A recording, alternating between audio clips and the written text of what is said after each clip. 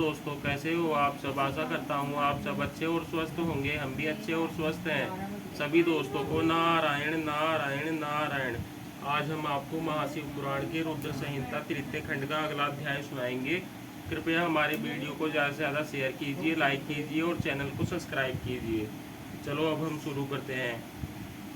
शुरू करने से पहले हम ये बताएंगे, हमारा आज वीडियो इसलिए नहीं आया क्योंकि कल चंद्र ग्रहण था, इस वजह से हमने वीडियो बनाया नहीं। चलो अब हम शुरू करते हैं। जय हो ब्रह्मा विष्णु महेश, आपकी सदाई जय जय होवे। कोई भूल चूक हुई हो तो क्षमा करना प्रभु। ओम नमः शिवाय, ओम नमः शिवाय, ओम नमः शिवाय।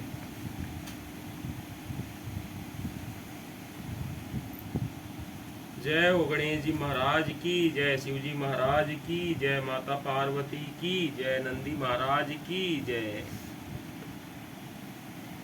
आज का हमारा अध्याय है अध्याय 25। भगवान शिव की आज्ञा से सप्तऋषियों का पार्वती के आश्रम पर जा उनके शिव विषयक अनुराग की परीक्षा करना और भगवान को सब वृत्तांत बताकर स्वर्ग को जाना। ब्रह्मा जी कहते हैं, देवताओं के अपने आश्रम में चले जाने पर पार्वती के तप की परीक्षा के लिए भगवान शंकर समाधिस्थ हो गए। वे स्वयं अपने आप में अपने ही परात्पर स्वस्थ माया रहित तथा उपद्रव शून्य स्वरूप का चिंतन करने लगे। उस ध्येय वस्तु के रूप में साक्षात भगवान महेश्वर ही विराजमान हैं। उनकी गति का किसी को ज्ञान नहीं होता। वे भगवान वृषभध्वज ही सबके स्रष्टा परमेश्वर हैं।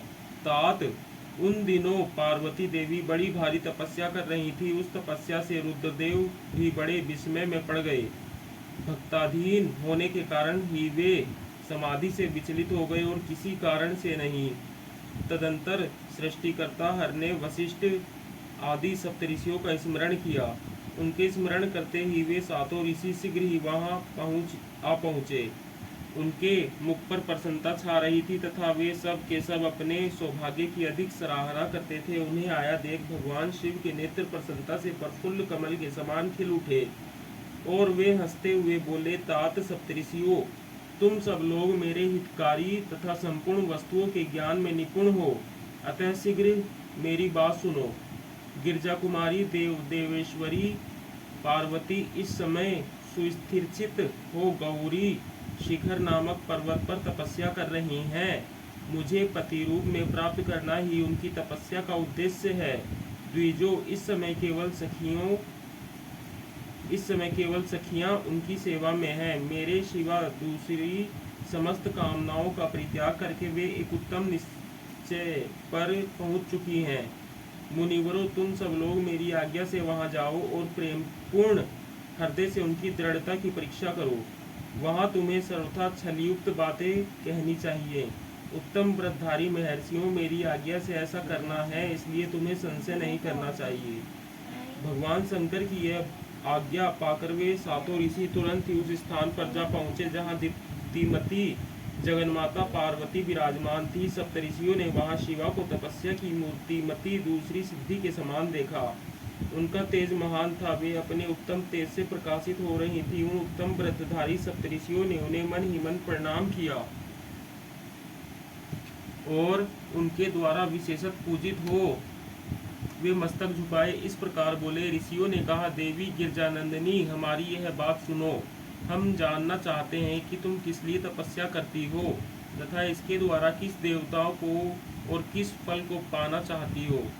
उन द्विजों के इस प्रकार पूछने पर गिरजा कुमारी देवी शिवा ने उनके सामने अत्यंत गोपनीय होने पर भी सच्ची बात बताई।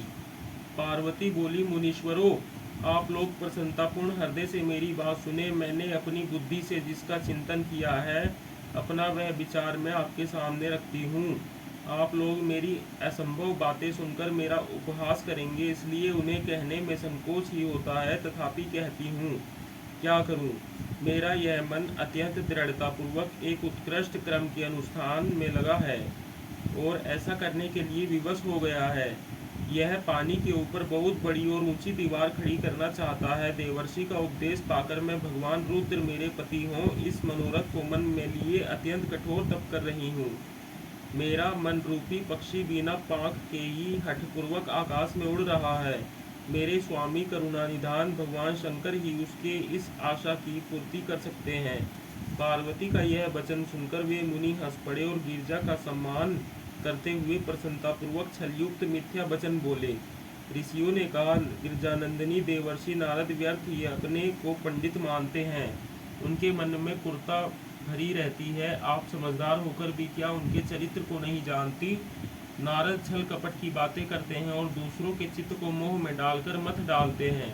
उनकी बातें सुनने से सर्वथा हानि ही होती है। ब्रह्मपुत्र दक्ष के पुत्रों को नारद ने जो छलपूर्ण उपदेश दिया, उसका फल यह हुआ कि वे सब के सब अपने पिता के घर लौटकर न आ सके। यही हाल उन्होंने दक्ष के दूसरे पुत्रों का भी किया। वे भी उनके चक्कर में आकर भिखारी बन गए। विद्याधर चित्रकेतु को इन्होंने ऐसा उपदेश दिया कि उसका घर ही उजड़ गया। प्रहलाद को अपना चेला बनाकर इन्होंने हिरण्यकश्यपु से बड़े बड़े दुख दिलवाए। ये सदा दूसरों की बुद्धि में भेद पैदा किया करते हैं।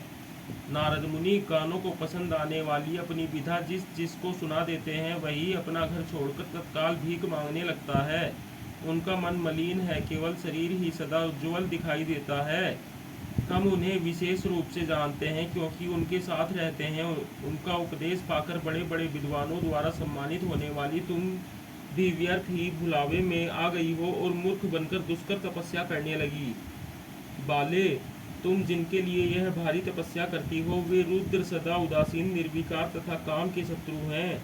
इसमें संशय नहीं है। वे अमांगलिक वस्तुओं से युक्त शरीर धारण करते हैं, लज्जा को तिलांजलि दे चुके हैं। उनका न कहीं घर है न द्वार। वे किस कुल में उत्पन्न हुए हैं, इसका भी किसी को पता नहीं है। कुत्सित वेश धारण किए भूतों तथा प्रेत आदि के साथ रहते हैं। नंग धड़ंग और शूल धारण किए घूमते हैं। धूर्त नारद ने अपनी माया से तुम्हारे सारे विज्ञान को नष्ट कर दिया। युक्ति से तुम्हें मोह लिया और तुमसे तपस्या कर तप करवाया। देवेश्वरी गिरजानंदिनी, तुम ही विचार करो कि ऐसे वर को पाकर तुम्हें क्या सुख मिलेगा। पहले रुद्र ने बुद्धि से खूब सोच विचार कर साध्वी सती से विवाह किया, परंतु वे ऐसे मूढ़ हैं कि कुछ दिन भी उनके साथ निभा न सके। उस बेचारी को वैसे ही दोष देकर उन्होंने त्याग दिया और स्वयं स्वतंत्र हो अपने निष्कल और शोक रहित स्वरूप का ध्यान करते हुए उसी में सुखपूर्वक रम गए। देवी जो सदा अकेले रहने वाले, शांत, संग्रहित और अद्वितीय हैं, उनके साथ किसी स्त्री का निर्वाह कैसे होगा? आज भी कुछ नहीं बिगड़ा है। तुम हमारी आज्ञा मानकर घर लौट चलो और इस दुर्बुद्धि को त्याग दो। महाभागे, इससे तुम्हारा भला होगा। तुम्हारे योग्य वर है भगवान विष्णु, जो समस्त सद्गुणों से युक्त हैं। वे वैकुंठ में रहते हैं, लक्ष्मी के स्वामी हैं और नाना प्रकार की क्रीड़ाएं करने में कुशल हैं। उनके साथ हम तुम्हारा विवाह करा देंगे और वह विवाह तुम्हारे लिए समस्त सुखों को देने वाला होगा। पार्वती, तुम्हारा जो रुद्र के साथ विवाह करने का हठ है, ऐसे हठ को छोड़ दो और सुखी हो जाओ। ब्रह्मा जी कहते हैं, नारद उनकी ऐसी बात सुनकर जगदम्बिका पार्वती हंस पड़ी और पुनः उन ज्ञान विशारद मुनियों से बोली। पार्वती ने कहा, मुनीश्वरों, आपने अपनी समझ से ठीक ही कहा है, परंतु द्विजो, मेरा हठ भी छूटने वाला नहीं है। मेरा शरीर पर्वत से उत्पन्न होने के कारण मुझ में स्वाभाविक कठोरता विद्यमान है। अपनी बुद्धि से ऐसा विचार कर आप लोग मुझे तपस्या से रोकने का कष्ट न करें। देवर्षि का उपदेश वाक्य मेरे लिए परम हितकारक है, इसलिए मैं उसे कभी नहीं छोड़ूंगी। वेदवेत्ता भी यह मानते हैं कि गुरुजनों का वचन हितकारक होता है, गुरुओं का वचन सत्य होता है। ऐसा जिनका दृढ़ विचार है, उन्हें इहलोक और परलोक में परम सुख की प्राप्ति होती है और दुख कभी नहीं होता। गुरुओं का वचन सत्य है, यह विचार जिनके हृदय में नहीं है, उन्हें इहलोक और परलोक में भी दुख प्राप्त होता है, सुख कभी नहीं मिलता। अतः द्विजो, गुरुओं के वचन का कभी किसी तरह भी त्याग नहीं करना चाहिए। मेरा घर बसे या उजड़ जाए, मुझे तो यह हठ ही सदा सुख देने वाला है। मुनिवरों, आपने जो बातें कही है, मैं उनका आपके कहे हुए तात्पर्य से भिन्न अर्थ समझती हूँ और उनका यहाँ संक्षेप से विवेचन प्रस्तुत करती हूँ। आपने यह ठीक कहा है कि भगवान विष्णु सद्गुणों के धाम तथा लीला विहारी हैं, साथ ही अपने सदाशिव को निर्गुण कहा है। इसमें जो कारण है वह बताया जाता है। भगवान शिव साक्षात परम ब्रह्मा है, अतएव निर्विकार है। वे केवल भक्तों के लिए शरीर धारण करते हैं, फिर भी लौकिक की प्रभुता को दिखाना नहीं चाहते। अतः परमहंसों की जो प्रिय गति है उसी को वे धारण करते हैं, क्योंकि वे भगवान शंभु परमानंदमय हैं, इसलिए अवधूत रूप से रहते हैं। मायालिप्त जीवों को ही भूषण आदि की रुचि होती है, ब्रह्मा को नहीं। वे प्रभु गुणातीत, अजन्मा, माया रहित, अलक्ष्य गति और विराट हैं। द्विजो, भगवान शंभु किसी विशेष धर्म या जाति आदि के कारण किसी पर अनुग्रह नहीं करते। मैं गुरु की कृपा से ही शिव को यथार्थ रूप से जानती हूँ। ब्रह्म ऋषियों, यदि शिव मेरे साथ विवाह नहीं करेंगे तो मैं सदा कुमारी ही रह जाऊंगी, परंतु दूसरे के साथ विवाह नहीं करूंगी, यह मैं सत्य सत्य कहती हूँ। यदि सूर्य पश्चिम दिशा में उगने लगे, मेरु पर्वत अपने स्थान से विचलित हो जाए, अग्नि शीतलता को अपना ले तथा कमल पर्वत शिखर की शिला के ऊपर खिलने लगे, तो भी मेरा हट छूट नहीं सकता, यह मैं सच्ची बात कहती हूँ। ब्रह्मा जी कहते हैं, नारद ऐसा कहे उन मुनियों को प्रणाम करके गिरिराज कुमारी पार्वती निर्विकार से शिव का स्मरण करती हुई चुप हो गई। इस प्रकार गिरिजा के उस उत्तम निश्चय को जानकर वे सप्तऋषि भी उनकी जय जयकार करने लगे और उन्होंने पार्वती को उत्तम आशीर्वाद दिया। मुने गिरजा देवी की परीक्षा करने वाले वे सातों ऋषि उनको प्रणाम करके प्रसन्नचित हो शीघ्र ही भगवान शिव के स्थान को चले गए। वहां पहुंचकर शिव को मस्तक नवा, उनसे सारा वरदान निवेदन करके उनकी आज्ञा ले वे पुनः सादर स्वर्गलोक को चले गए। ओम नमः शिवाय, ओम नमः शिवाय, ओम नमः शिवाय। जय हो ब्रह्मा विष्णु महेश, आपकी सदा ही जय जय होवे। कोई भूल चूक हुई हो तो क्षमा करना प्रभु।